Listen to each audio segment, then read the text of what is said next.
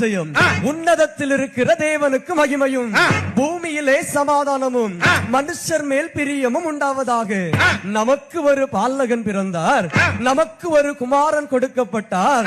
கர்த்தத்துவம் அவர் தோளின் மேல் இருக்கும். அவர் நாமம் அதிசயமானவர், ஆலோசனை கர்த்தா, வல்லமை உள்ள தேவன், நித்திய பிதா, சமாதான பிரபு என்ற வாழ்த்து செய்தியை ஊருக்கு கூற, உலகிற்கு கூற ஆதியாகமும், யாத்திராகமும், லேவியராகமும், எண்ணாகமும், உபாகமும் முதற் தொடங்கி ஆகாய், சகரியா, மல்கியா ஆகிய 39 ஆகமங்களையும் கற்றது கைமண்ணளவு, கல்லாதது உலகளவு என்பார் போல மத்தேயு, மார்க்கு, லூக்கா, யோவான் முதற் தொடங்கி வெளிப்படுத்தின விசேஷம் வரை அடங்கியுள்ள 66 ஆகமங்களையும் கற்று பாதைக்கு தீபமாக, வாழ்வுக்கு ஒளியாக